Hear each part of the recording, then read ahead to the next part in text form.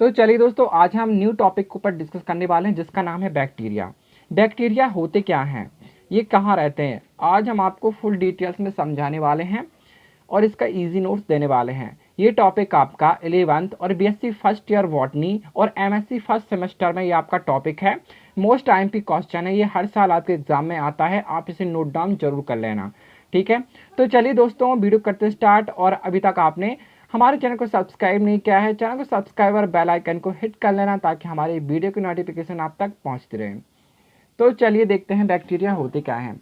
जैसे कि आपको पता होगा दोस्तों कि बैक्टीरिया हमारे जो है किंगडम मोनेरा जगत के जीव होते हैं। ठीक है, ये हमारे क्या है, मोनेरा जगत के हैं। ठीक है, जैसे कि ये क्या होते हैं, ये बैक्टीरिया प्रोकैरियोटिक होते हैं। क्या होते हैं? प्रोकैरियोटिक। और ये एक कोश के यूनिसेलुलर सूक्ष्मजीव होते हैं। ये सभी स्थानों में पाए जाते हैं, जैसे कि गर्म झरने, जल और आवासीय स्थान। ठीक है, ये पूरी पृथ्वी में पाए जाते हैं। ठीक है, बैक्टीरिया हर कहीं पाए जाते हैं, ऐसी कोई चीज़ नहीं होगी जहाँ बैक्टीरिया ना हो। तो बैक्टीरिया क्या होते हैं? बैक्टीरिया यूनिसेलुलर सूक्ष्मजीव होते हैं, मतलब एक कोशिकीय सूक्ष्मजीव होते हैं जो कि हर जगह पर पाए जाते हैं। ये हमारे जगत मोनेरा के अंतर्गत आते हैं। ठीक है, और ये इनकी संरचना अत्यंत सरल होती है, मतलब ये अत्यंत सरल संरचना वाले जीव होते हैं। ये सभी प्रकार के वातावरण में पाए जाते हैं, सभी स्थानों में पाए जाते हैं। मतलब ये किसी भी मतलब कितनी भी अत्यंत प्रतिकूल परिस्थिति क्यों ना हो, मतलब कितनी भी कठिन परिस्थिति क्यों ना हो, वो उस परिस्थिति में भी ये रह सकते हैं। ठीक है, मतलब ये जीवित रहते हैं।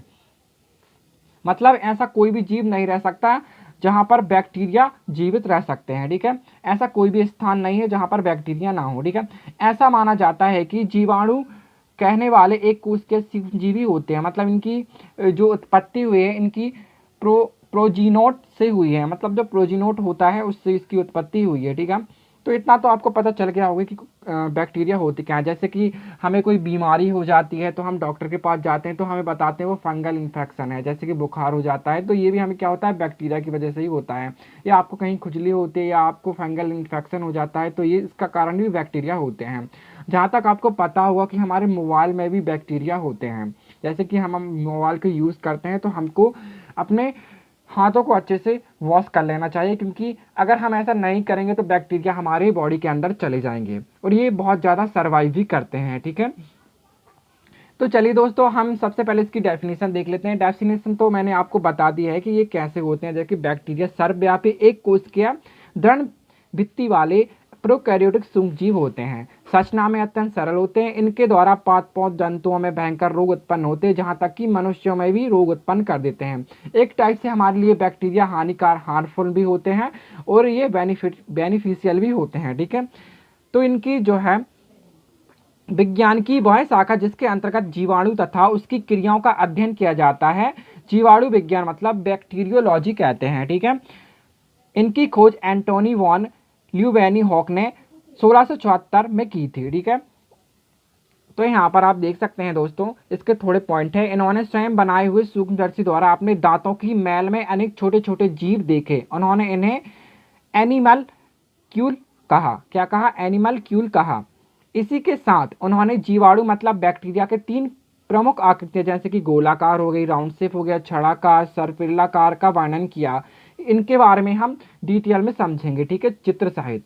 तो सबसे पहले देख लेते हैं हम जीवाणुओं के कैरेक्टराइज मतलब इनके लक्षण बैक्टीरिया के। ठीक है, जीवाणु सरल संरचना वाले एक कोश के यूनिसेलुलर अग्रजीव हैं जो जल, पृथ्वी, वायु सभी स्थानों में पाए जाते हैं। मतलब ये सभी स्थानों में पाए जाते हैं, ऐसा कोई स्थान नहीं होगा कि पाए ना जाते हो। मिट्टी में ये सबसे अधिक मात्रा में पाए जाते हैं। ठीक है, मतलब सॉइल में। ये स्वयं पोषी, मृतोजीवी, परजीवी अथवा सहजीवी प्रकार के होते हैं। मतलब ये अपना खाना स्वयं नहीं बनाते हैं, ये सहजीवी प्रकार के होते हैं, ये अपना सहजीवी जीवन जीते हैं। ठीक है,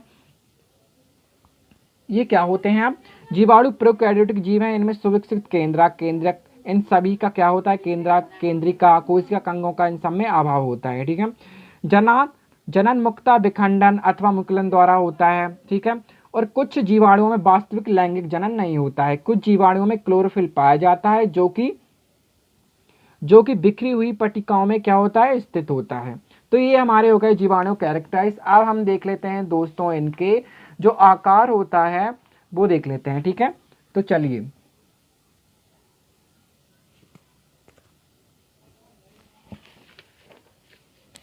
दोस्तों अब इनका आकार देख लेते हैं हम।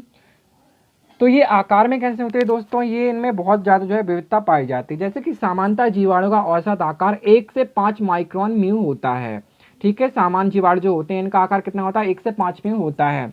जबकि जो जीवाणु गोलाकार कोकस जातियों का व्यास कितना होता है, ये इस टाइप के किस जाति के होते हैं, गोलाकार कोकस जाति के जो जीवाणु होते हैं उनका व्यास 0.5 से 2.5 म्यू तक होता है, ठीक है। और यहाँ पर जबकि छड़ाकार अर्थात बैसिलस जातियों की चौड़ाई कितनी होती है, 0.2 से 2.0 म्यू तक होती है, और लंबाई 1.0 से 15.0 म्यू तक होती है। यहाँ पर एस्चेरेचिया कोलाई जो जीवाणु होते हैं इनका व्यास 0.4 से 0.7 म्यू तक व लंबाई 1.0 से 3.0 म्यू तक होती है। यहाँ पर ये कुछ और जीवाणु हैं, ठीक है। यहाँ पर डायलिस्टर नीमोसेंस सबसे छोटा लंबाई मतलब इसकी कितनी होती है, 0.15 से 0.3 म्यू तक जीवाणु माना जाता है, ठीक है। सबसे छोटा मतलब इसकी लंबाई होती है। जबकि ये जीवाणु जो होते हैं, जबकि बैगियोटोआ मैरीविला सबसे बड़ा मतलब चौड़ाई में कितना होता है, 16 से 45 म्यू तथा तंतु की लंबाई अनेक मिलीमीटर जीवाणु माना जाता है। तो दोस्तों ये थी हमारी जीवाणुओं का आकार। अब इसके बाद क्या होगा, जीवाणुओं की आकृति, ठीक है, कैसी होती है। तो जीवाणु की आकृति कैसे होते हैं, जैसे कि आपको पता ही होगा दोस्तों, जीवाणु की आकृति डिफरेंट टाइप की होती है। जैसे कि हो गए गोलाकार कोकस, माइक्रो जिनके अंतर्गत आते हैं माइक्रोकोकस, ठीक है, डिप्लोकोलाई, स्टेप्टोकोलाई, टेंट्रॉइड, सर्सनी, ठीक है, स्टेप्टोकोलाई मतलब कोकाई। यहाँ पर बहुत सारे जो है जीव होते हैं जो कि हम नेक्स्ट वीडियो में इनका जो है डिस्कशन देखेंगे कि ये किस टाइप के होते हैं। दोस्तों वीडियो कैसा लगा, चैनल को सब्सक्राइब जरूर करना। आज हमने देखा है इनके डेफिनेशन, उनके सामान्य कैरेक्टराइज और इसकी जो है जीवाणु का आकार। पिछली वीडियो हम देखने वाले दोस्तों जीवाणु की आकृति और एक गतिशीलता के आधार पर कितने भागों में इनको बांटा गया है, ठीक है। ये मोस्ट टाइम भी क्वेश्चन है दोस्तों, चित्र द्वारा हम इनको नेक्स्ट वीडियो में आपको समझाएंगे। वीडियो अच्छा लगा तो चैनल को सब्सक्राइब जरूर करना और वीडियो को ज़्यादा से ज़्यादा अपने दोस्तों में शेयर करना। Thanks for watching my video.